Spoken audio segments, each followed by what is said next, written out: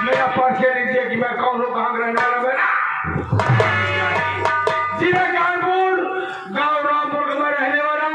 मेरा नाम गजराज कंस। दोस्तों मेरा कुल 7 प्राणी का परिवार। कितना? 7 प्राणी का परिवार।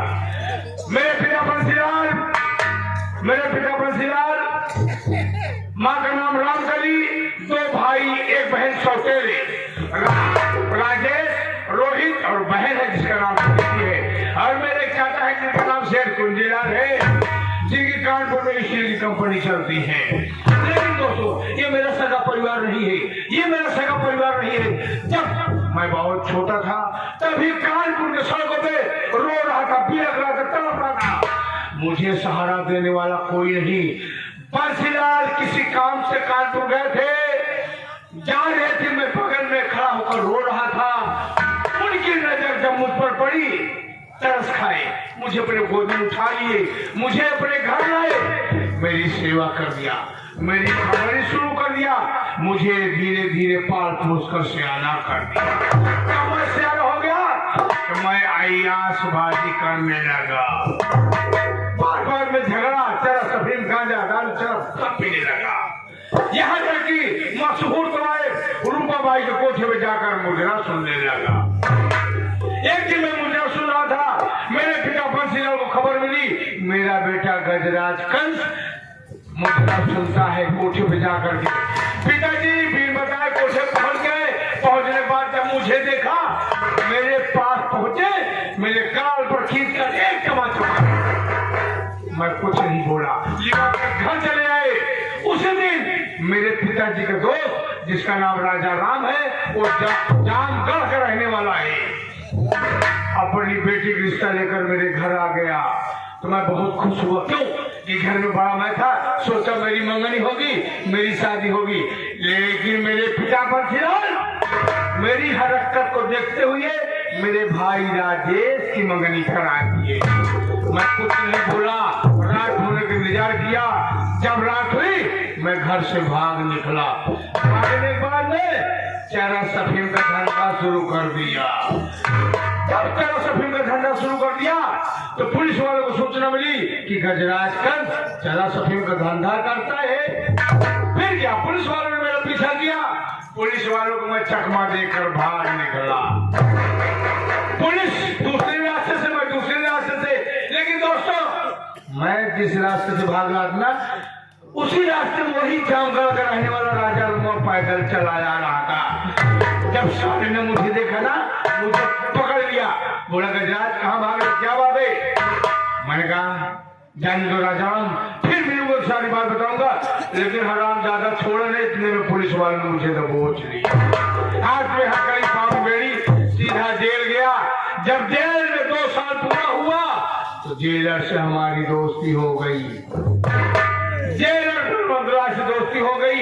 एक दिन मैं जेलर साहब को बुला के कहा, जेलर साहब मुझे 2 दिन के लिए छोड़ दीजिए, मैं आपको 10 लाख रुपया दूंगा। जेलर राज पैसे बहुत लालची था, मुझे 12 बजे रात छोड़ दिया। ऐसे छूटा, मैं कहाँ पहुंचा? सीधा अपने घर पहुंचा जहाँ मेरी परवरिश हुई थी।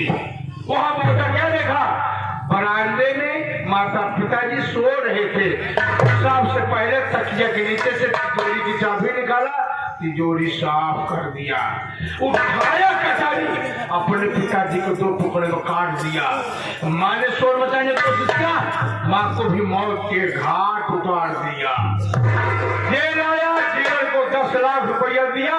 जेलर बहुत खुश हुआ, मुझे 1 हफ्ते बाद मुझे फिर छोड़ दिया। जब 1 हफ्ते बाद छोड़ गया, कहाँ पहुंचा?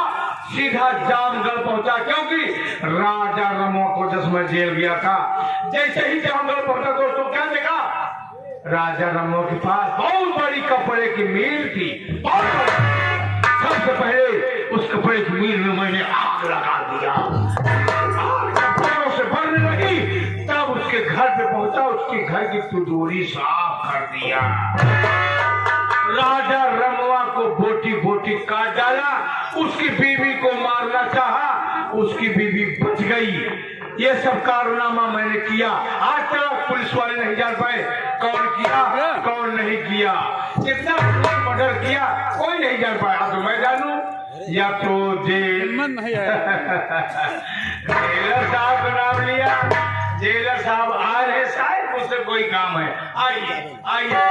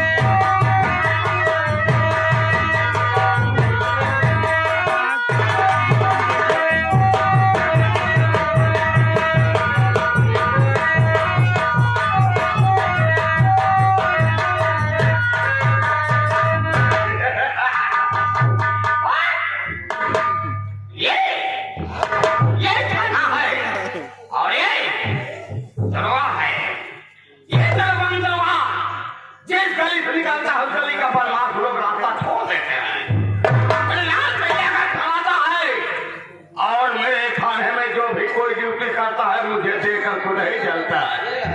और ये जेल है जिसे मैं इस जेल का जेलर हूँ। जेलर मेरे नाम से अच्छे कैदियों थमाते हैं और मेरे नाम से झांसा से उसमें भोजन काम करते हैं।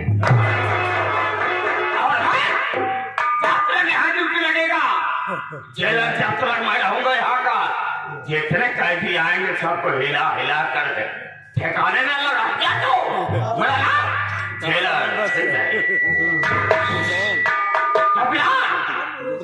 हाँ, ये बताइए इस इलाके में मैं सुना हूँ एक कैदी आया है जिसका नाम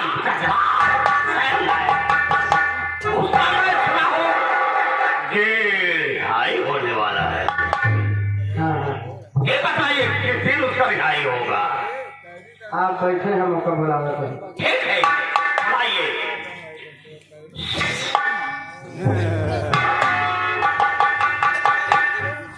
बिना सीटी मारे भी कोई सीटी जरूर खोला करा।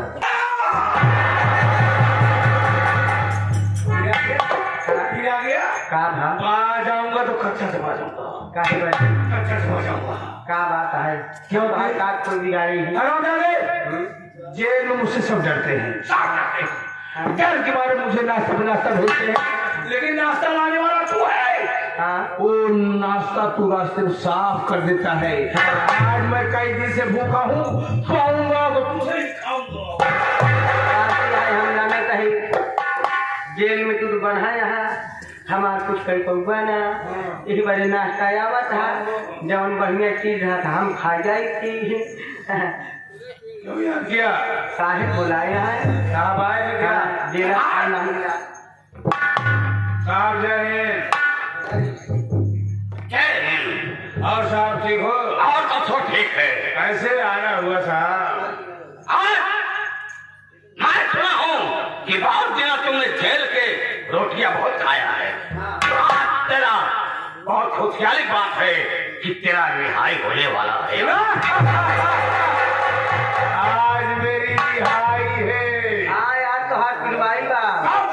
साहब रिहाई करे पिलवाई कह रहा है। जब मैं रिहा हो रहा हूँ तो मेरा बेड़िया ये सरकारी कहने को उतार ले। एक बेड़िया खोले पड़े। बेड़िया छोड़।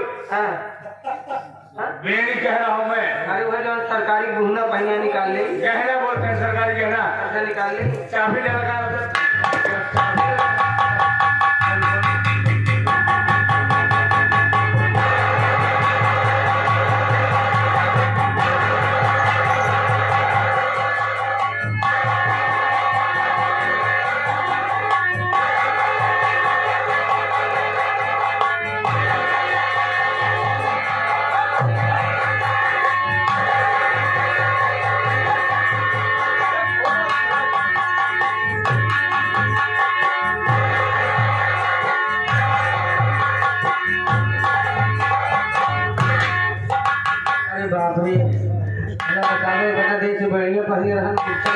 खाला खुलता ही जा रहा है। अब इनका हम का करब साले ले जाए।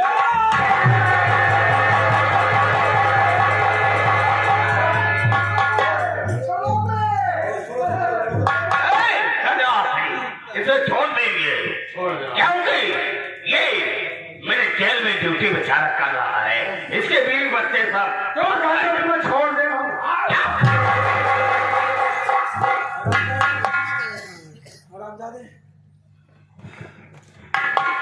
मैं कौन हूँ? तू चौकीदार है।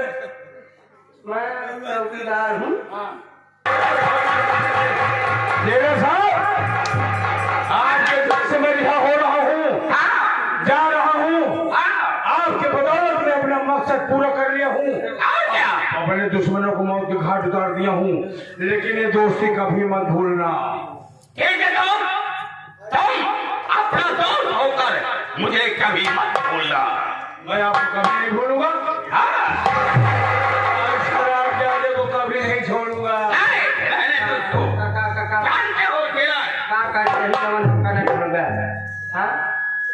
हरामजादे, हाँ। तेरे वजह से मैं कई दिन जेल में भूखा रहा।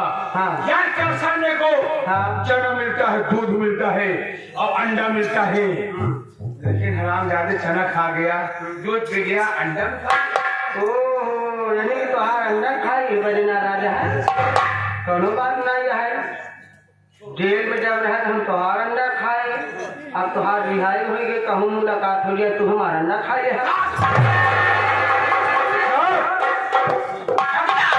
तुम जानते हो कि मैं जेलर होकर कैदियों का भोजन भेजता हूँ, लेकिन तुम कैदियों को नहीं खिलाते हो, खुद ही खा जाते हो। ऐसी गलती दोबारा नहीं करना। ये हमारे ये जो है डकैत ना और खूंखार माना जाना डकैत का पोस्टर आदि जगह पे लगा है, आदि चौराहे पर इसके नाम से दहशत पे मौत कांपते हैं।